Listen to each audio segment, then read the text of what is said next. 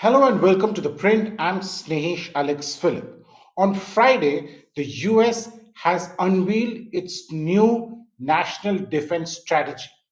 Now, the 2026 National Defense Strategy marks not just a change in tone, but a recalibration of American power projection itself. By formally describing China as the second most powerful country in the world, Washington is acknowledging what it has long acted upon but rarely stated so bluntly.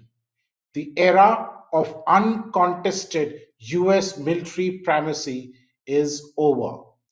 This recognition underpins the strategy's most striking shift: restraint.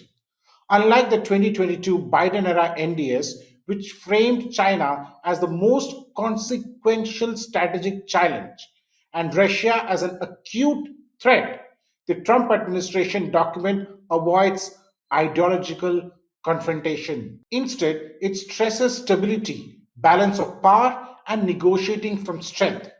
The absence of Taiwan from the text is not accidental.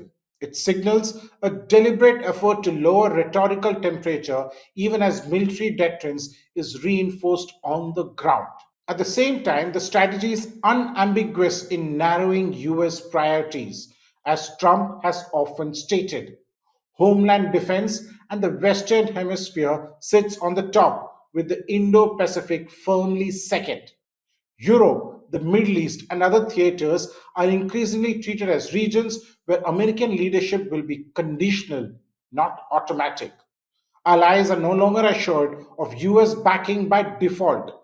They're instructed to earn it through capability, spending, and political will. This is most evident in Europe by describing Russia as persistent but manageable. The Pentagon is effectively downgrading Moscow from existential threat to a regional problem. The logic is coldly transactional. Europe, collectively wealthier and more populous than Russia, has the means to defend itself. Washington's role is now framed as supportive and enabling, not central, including on Ukraine, where responsibility for sustaining the war effort and any eventual peace is explicitly shifted onto NATO's European members. In the Indo Pacific, the approach is more nuanced. The strategy rejects domination or humiliation of China, favoring deterrence by denial along the first island chain. This reflects a belief that preventing Chinese military success is more realistic and stabilizing than seeking outright superiority everywhere.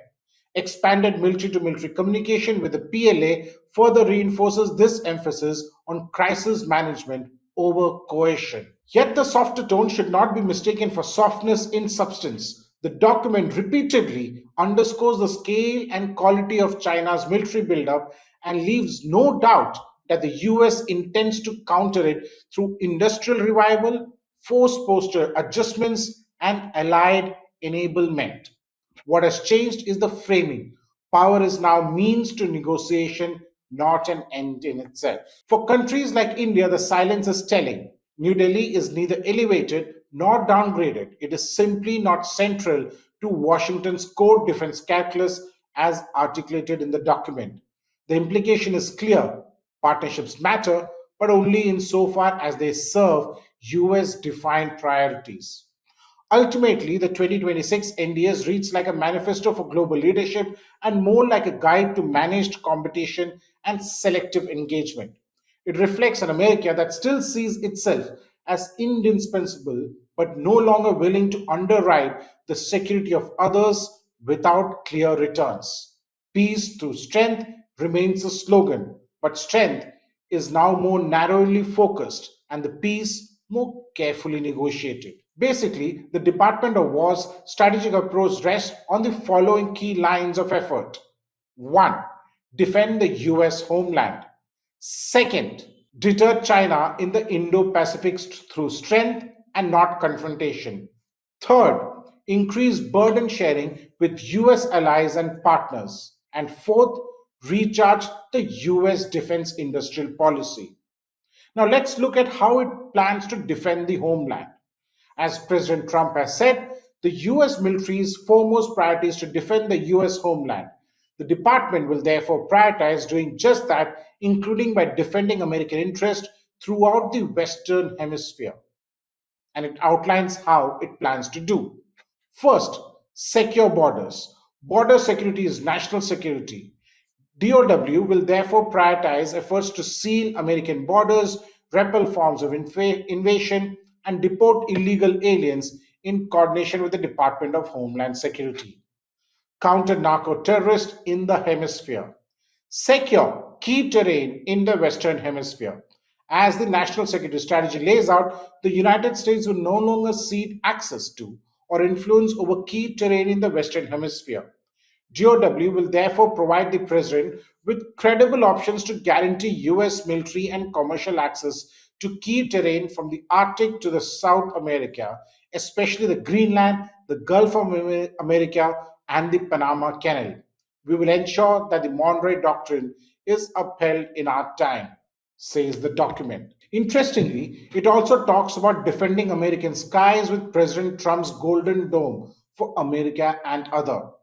The department will prioritize efforts to develop President Trump's Golden Dome for America with specific focus on options to cost effectively defeat large missile barrages and other advanced aerial attacks.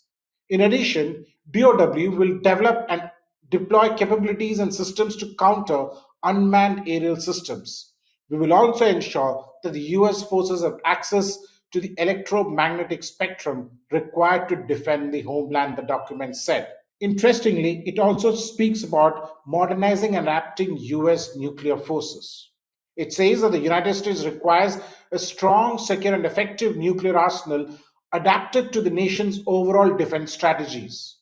We will modernize and adapt our nuclear forces accordingly with focused attention on deterrence and escalation management amidst the changing global nuclear landscape, it says. The United States shall never and will never be left vulnerable to nuclear blackmail. That's what the Department of War has clearly stated. It also plans to deter and defend against cyber threats, counter Islamic terrorists. Now, interesting is the fact that it also talks about the Korean Peninsula. With its powerful military supported by high defense spending, a robust defense industry, and mandatory conscription, South Korea is capable of taking primary responsibility for deterring North Korea with critical but more limited US support, says the document. South Korea also has the will to do so, given it faces a direct and clear threat from North Korea. This shift in balance of responsibility is consistent with America's interest in updating US force posture on the Korean Peninsula, it said, adding, in this way, we can ensure a stronger and more mutually beneficial alliance relationship that is better aligned with America's defense priorities, thereby setting conditions for lasting peace. Remember that the last defense security strategy was unveiled in 2022, and this one in 2026 is a very marked departure from what it was way back then. For the print, this is Snehesh Alex Philip. Do subscribe to the Print's YouTube channel for more such videos.